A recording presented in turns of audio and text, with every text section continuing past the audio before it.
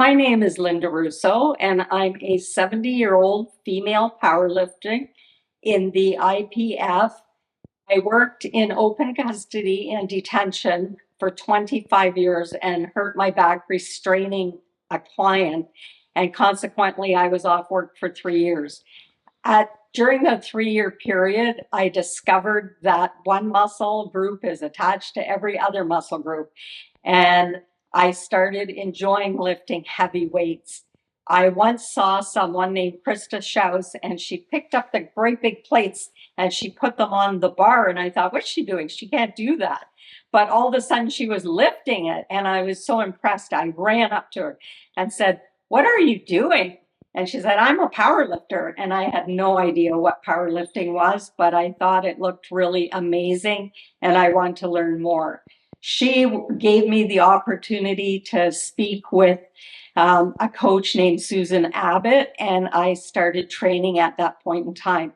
And I went there not knowing whether I could do it. I thought maybe I was too old, too fat, not good enough.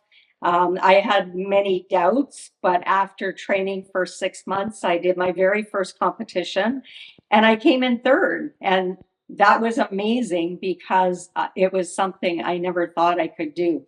So that started my journey of lifting. And within a year, I went to a world competition in Orlando, Florida.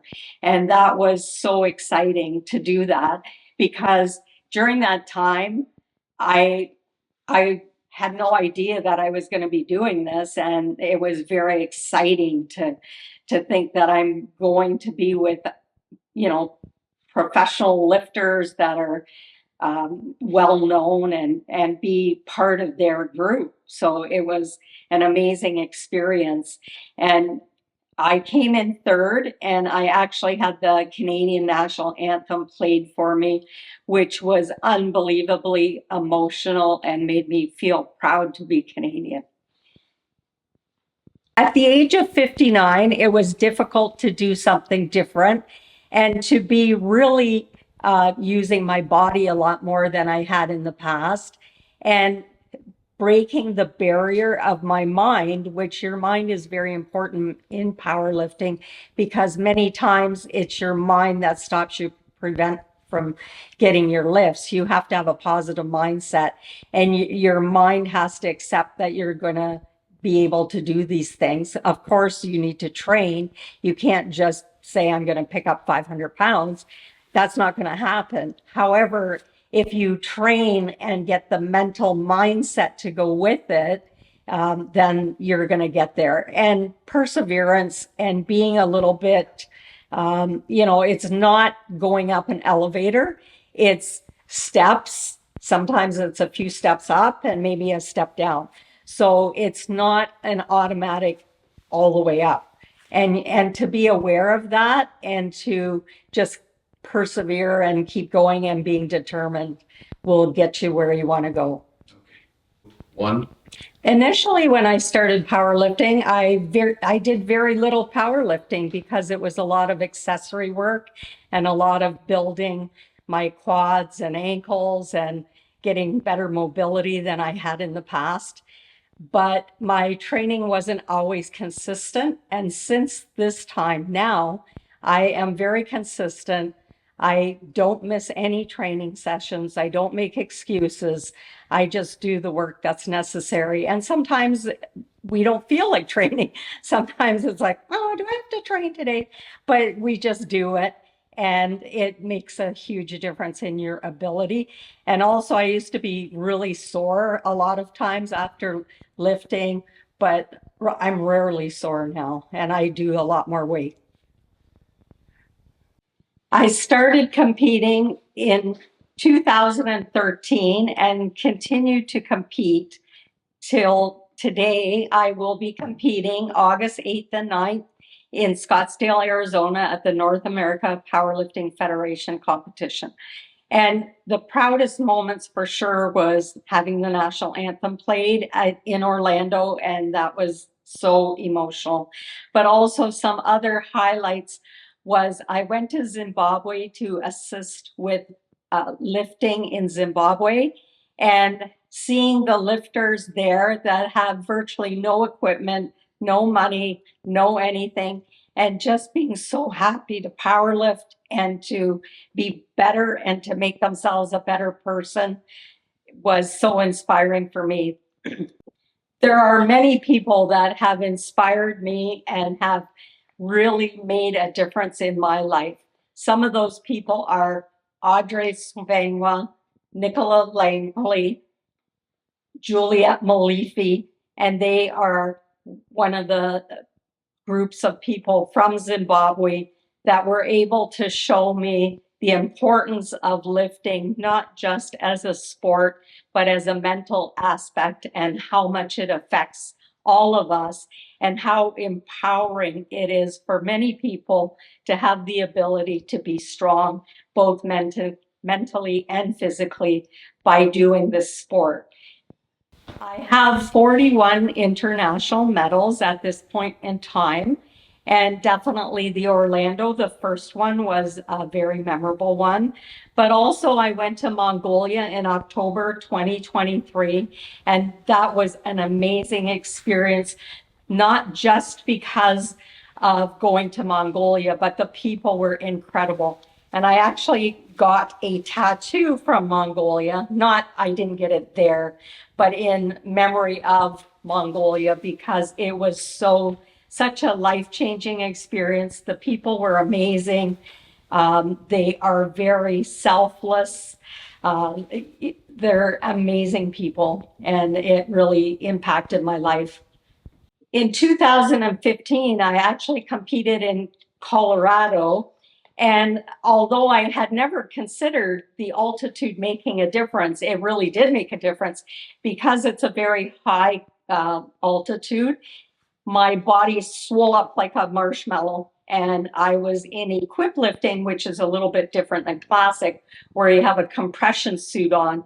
And the compression suit just was so tight. I actually had the trainer's husband shove me into it by just like holding me up and shaking me and getting me into the competition suit because it was so tight. And the venue was in the basement, and we had to walk upstairs to get to where we competed.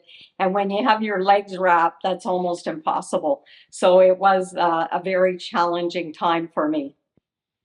I have received media attention from from the media via TV, the CHCH morning show, and also the Spectator and the local papers, the Glanbrook Gazette, and that has led to people being more aware of powerlifting and the fact that females do compete, and even older females compete, which is something that I would like to encourage that the general population know, because I think there are many people that just assume that they're too old, and they're not too old. They're not too old to start.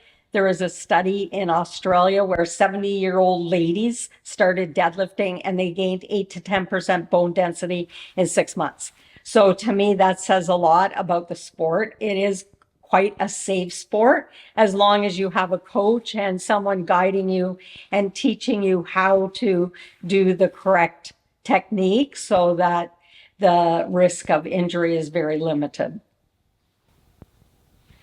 The mainstream media has gave us coverage, but I feel that definitely there is a lot of room for more coverage and bigger sponsors to empower many people, and not just the elite lifters, but the young lifters, the older lifters, and just the people that want to have more muscle and ability to move around. By encouraging other medias to participate in powerlifting as a sport, it would be very beneficial to all Canadians, old, young, and medium, to improve their mobility, to gain strength, to be more confident, to put less burden on the system, and also helps with depression as well.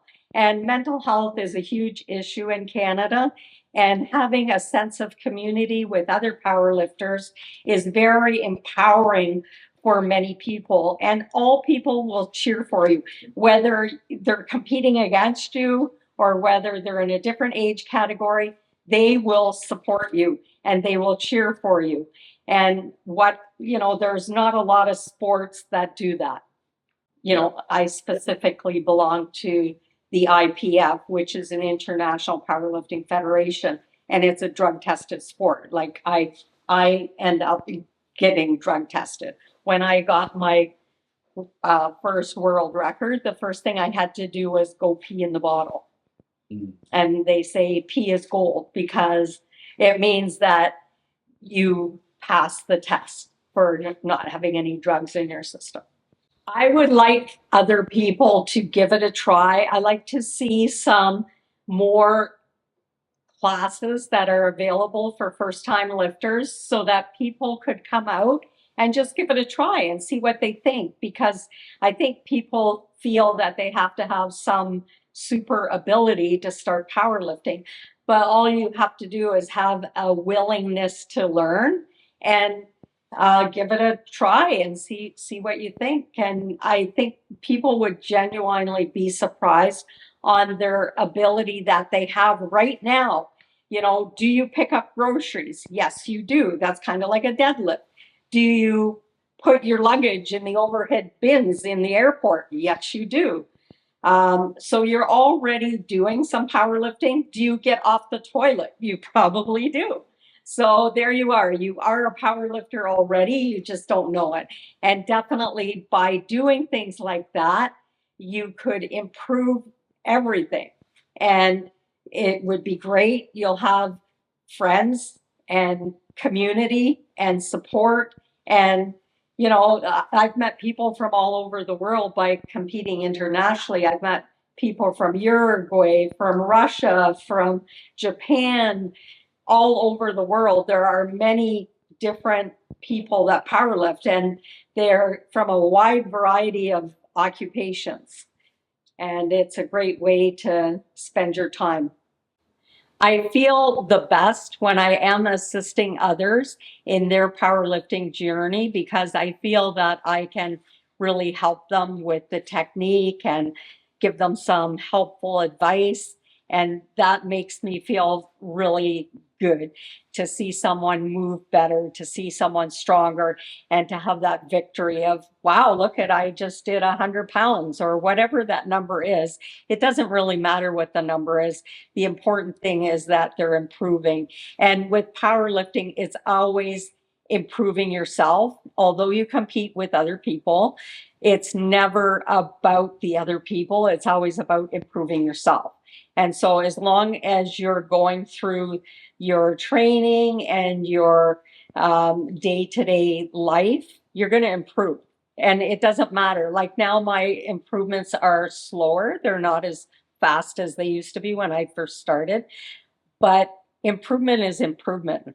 And that's what we have to live with, and just to keep going. And I assist with young lifters that are 10 to 14, and I enjoy doing that because they're getting stronger. And I've really watched some great progress. And I have two of my granddaughters, Hannah and Emily, and they are really strong. Hannah, at the age of 15, was doing a 100-kilo squat. And now Emily is doing 80 kilos, and she's 12 years old. She's 12 and she has some national records. And so she's doing really well with it. And the first time she lifted, she put the bar on her back and she started crying. She said, "It's too heavy." And I felt so sad for her, but it's like, no, you can do this. And then suddenly she's doing a lot more.